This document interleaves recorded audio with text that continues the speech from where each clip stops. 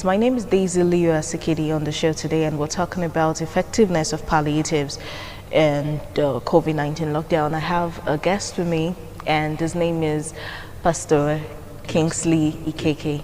Good to have you on the show. You've been here before. Yes. Thanks for making our time to be here again. Okay, the very first question I would like to ask, we know many people are crying that there's not enough, we don't have money, we don't have food, yet there are still people who find out from their little to give. I saw it on the news, a woman, she did her own solo, just her, nobody else. She was giving out face masks. She went to a village and shared, I think she bought about 1,000 face masks to share for people. And it's not like it's an NGO where you get help. So I don't know why we have more people really buying into the helping thing. Is there like some hidden benefits of giving? Why is giving so important at this time? All right, thank you very much. Giving ought to be a component of man, because man is a product of giving. God actually gave himself for man to be what he is today. And giving is a fundamental part of the two major faiths you have in the world, Islam, Christianity. One of the pillars of Islam is alms giving. And in Christianity, in fact, the entirety of it is giving. The Bible says he also loved the world that he gave his son. That's why we're here. So giving ought to be part of man, as it were. Although what we have now is a different ball game. The world has enough. It has enough to share for every of its inhabitants. There's enough wealth, as far as the world is concerned, for everybody to benefit. It's unfortunate that man in itself is kind of greedy, just that the greed varies from persons to persons. So, but by what we learn and by experiences, some of us have learned to change our attitudes. Because we now understood that life without giving is meaningless. So there's enough for everybody to partake from. But it's not really going around as it should be. If you check what happened in the earlier days in the Bible, in Acts chapter 4, the Bible says those that had more brought, and those that had none partook from what was brought on the table. They call it the apostles' feet. Everybody that came within that fellowship had enough. Nobody lacked, because those that had more were willing to share for those that had none. And if that concept is practiced, the crime rate and things we're seeing, the problem we are seeing now wouldn't be there. It's not as if there is famine in the land, it's just that there is this pandemic that has kept some persons indoor, and they've not been productive. And those who have extra, who have much in their banks, if only they could be benevolent enough to extend the helping hand, I think we have enough to share for everybody. Okay. Now, I'm a Christian, and I've seen the parts of the Bible where when you give with your right hand, the left hand should not know about it. So the old, I don't want to say old church, but the older church, they practice that kind of giving. They do fundraisers and they don't announce amounts being donated. But in the modern church, that's quite different. In fact, pastors are even calling, if you know you want to give 500,000 and above, come this way, 200 and above, go the other way, and all that. So some persons I spoke to about this sharing thing, sometimes they don't feel the need to put it on television. Why should you be giving to people? You're giving rice and you're coming on television to show it. That's not right. And some others are saying, no, it's good you give. It will encourage some other people to give, and it's quite conflicting. So giving publicly or giving anonymously, which do you think is best? From a biblical point of view, anonymously is better. Giving without letting the other person or the right hand, like you said, that's in Matthew 6. When you give without making a public spectacle of what you're doing. But I think, for my own understanding, God does not judge you mostly by your actions. He judges you by your motives. Why are you going on air to broadcast what you're giving? Is it because you want to be popular, want people to appreciate you? What is the essence? If the essence is to make them understand that giving is a good thing, or to make people understand that this organization is into giving, it's a different ballgame altogether. Most people that go on air to announce what they are giving do that for ulterior motive. But there are some that does it just to get others to, key into the vision. So it's the motive that matters. But basically, I think when you're giving somebody something, so as to preserve his dignity, you don't go out and make him look as if he's a pauper.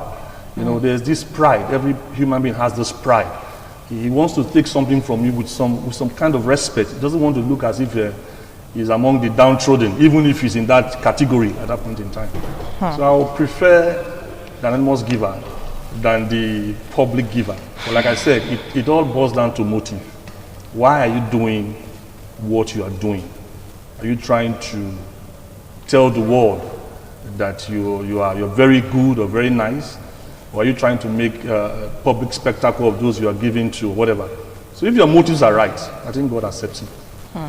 Okay, during my research, I saw a debate that was on CNN where people were talking about why charity should not be encouraged.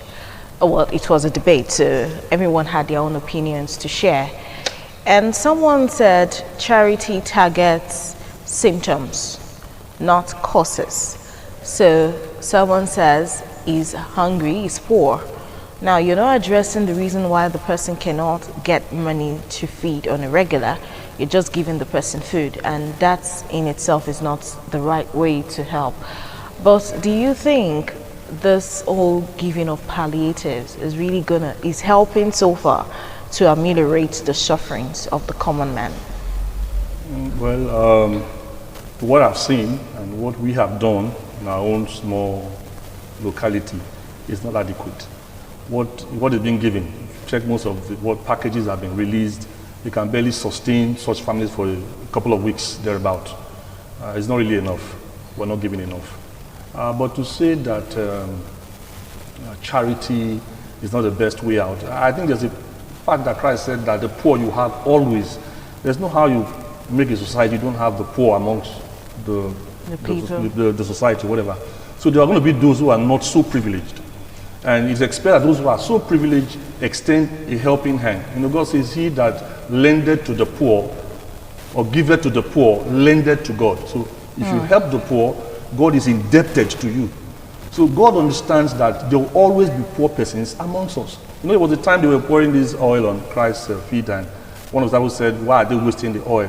That they should have sold and given it the money to help the poor. He said, the poor you have with you always. So they are going to be there no matter what kind of policy you operate, no matter how many skills you want to put them through. This difference and imbalance will still remain. The point is that if you're so blessed, extend your blessing. Because your blessing becomes meaningful when it affects or it brings joy to someone else. If you're blessed and there's no overflow, and someone is not enjoying the blessing that God was talking to Abraham, I will bless you and I will make you a blessing. So when you are blessed, it's expected that your blessing should affect those who are not so blessed. Abraham was blessed. He had servants who were already apparent when he was still looking for a child. And they had servants and they were blessed. So the important thing is that you are a CEO, you are an executive, whatever, you are an entrepreneur, whatever, your workers, they should feel the blessing that God has endowed you with. That's how life should be. If there's this balance in the way the amenities and the way the packages are shared, there will be less animosity, there will be less rancor. That's the way I see it. Okay, now let's talk a little bit about churches still. That was last month, April, this May, yes, last month. One of the very big churches in Benin, I'm not going to mention the name, decided to give out palliatives to its members, which was applauded. Everyone was happy. And he said the palliatives would have to be given through the home cells, which I still didn't see anything wrong with that. If you're a member of a church, you should be fully involved. Now they went for the cell meetings to get the palliative, and lo and behold, it was just 2 noodles per member. Yes, that's what he got. So, like, a cell is sharing like 4 cartons of noodles, and that's palliative. I'm like, what's going on here? And then there were others who were even on television. You find a paper bag of maybe 2 rubbers of rice, and that's it. And I'm talking about really big churches where, of course, they have more members to give to, but they also have a lot of members to collect from. So do you think the church is going about it the right way to help? If they're not coming on air, there are just a few of them who are, but from the background info we are getting, a lot of people are still not benefiting, even if they're trying to do it on a secret way. Do you think the church is doing enough to help society? COVID-19 or no COVID-19? Well, it's not so good to indict yourself, but I'm going to indict us here. We're not doing enough, that's just the truth. We are not. Even though I said we've done one, I still saw the need for another. And I believe whatever we did then had been long exhausted. The problem here is that we are stocking things that we may not even use. Yeah. You know, you have so much stock, and people are dying right before your very eyes of hunger. I don't think the church has done much. If you want me to score the church, I won't score them 50%. But they've done something. It's just that it's not enough. Because most of the time, when you, like I said, when you see, like what we did was a couple of, like you said, a couple of robbers, but with other stuff added to that. But I knew that, I know what we eat at home, so I knew that it can't stay for more than a couple of weeks, so to speak. So, but I think that the church should brace up. You see, if you read Matthew 25, I think from verse 31, 32 downward, there was this assembly called, kind of the parable, that the nations were gathered, and he was going to do a separation between the sheep and the goats. He was now saying that the sheep should be on his right hand, and he said, when I was hungry, you fed me. He was saying so many things. When I was in prison, you visited me. When I was naked, you clothed me. He was trying to commend them for what they did, and they asked him a question. When did we see you hungry and fed you? When did we see you naked and clothed you? Things like that. And he said, as much as you do it to the least of these brethren, you have done it unto me. And that was the basis for that particular judgment, because of what they did. And the ones on the left were told the same thing. When I was hungry, you didn't cater for me. So when a man claims he loves God and the Bible says he does not love his brother, he's a liar. So the proof of your love for God is the love you show to the one you see. Because God, none of us have seen him. So when you bring things to the house of God, it's for the people of God. It's not just for the pastors or the leadership of the church. It's for the people. And when you cater for the people, you are solving God's challenge, because God doesn't come down from heaven to start feeding them. He has placed you there as a custodian to ensure that those persons don't go hungry, that they don't starve, they don't die of starvation when there's so much. So bring the tithe, bring the offering. Let there be food in my house. For what? For the people. So that those who are not so privileged are catered for. Those who are not so opportune are sorted in the process. So I think we as the church, we've not done as we should. We may have done some things, but not enough. It's not enough. Okay, now this is a personal question though. When the coronavirus crisis started in Nigeria, we had banks, we had NNPC and some other institutions donating millions to the government to help cushion the effects of palliative of the COVID-19 crisis. And the government, they're saying they've spent several of the sums feeding people, children in the northern part, and even giving out monies. But on the personal level, what do you feel about those people, organizations giving monies to the government in a crisis like this? Well, it's just that in our own part of the world, there's this, we're not very organized. I have colleagues and friends outside who also went through the same crisis. The way the palliatives were shared, virtually everybody got something. But when you give it to government, the way our system runs here, there are no surety of how these things are disbursed. You can't be too sure of whoever you have kept as the custodian of such amount of money. You'll be shocked that they will go into contracts. The money will not be, maybe you get it, if someone is having about 2 or 3 billion, he disburses $1 billion. There's no accountability. There's no prudency in the way the money is distributed. Things like that. As far as our government is concerned, you cannot be 100% sure of the method of disbursement. So I would have preferred the companies in question. Even when you are giving to government, I want to give government maybe $1 billion, for example, I will execute half of that money by myself because I'm ready to let the money go. But when you're giving to government officials, you cannot be too sure how sincere they will be when they are in custody of such money, whether they will actually do the needful, and whether the money will get to the real persons that are in need. You'll be shocked someone who still earns, who is in level 14, 15, taking a couple of bags of rice to the house, and is still being paid, and you are disbursing money to him. He doesn't need it. There are those who, they live by the day. They are daily workers. They are paid on daily basis. And no, they are not working. They are those ones that are more in need. So I think they would have done it in a more better way. Probably to churches if things were done properly, through organizations that have congregations where you can spot those who are in need. Even when we did that in my church, we didn't give to everybody. We know some persons can manage and cope through the period, but there are some we know that by virtue of the lockdown, they aren't having any business anymore. No, nothing is running. They're just indoors. We were able to bring them out and sort them accordingly. So giving it to government, in my locality, I've not seen anybody that told me that this package came from government as a palliative. Yeah. I've not seen anyone. I know they did, but I've not seen. It means, you see that it was not enough, or the way it was disbursed, they didn't do it such a way that it went to the people who are really in need. That's another issue. So I feel that if I have money to disburse, like I'm doing, I know those that are in need around my vicinity. I know how to get to them and let them have it. That's the important thing.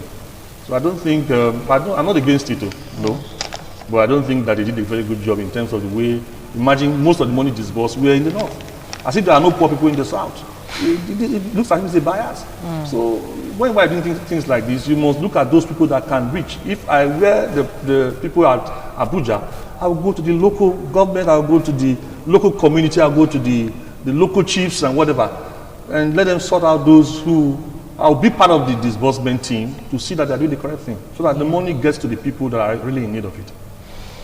Okay, well, the issue of palliatives, it's a very welcome one. There are a lot of people who are in need, and in as much as many people have not gotten, even some who are not supposed to get are still getting, we still know that somehow, a few that really need it, their hands to touch the things, the relief packages.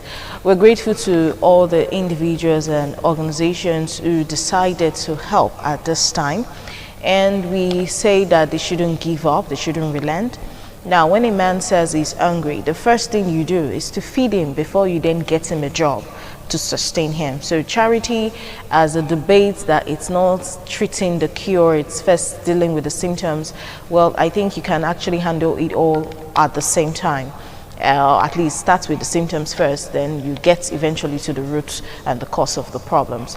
I would say charity also begins at home. If you have family members, elderly in your neighborhood, you can help. No matter how small you think what you have is, until you've given it out to someone who is really in need, you will know how big it is in your heart. So give today. The lockdown is still on. Things are quite expensive in the market, even if it's just a cup of grain you can get for this person. Do it. I'm Daisy Leo Asikidi. Thanks for watching. I'll be back next week on this special edition for the children.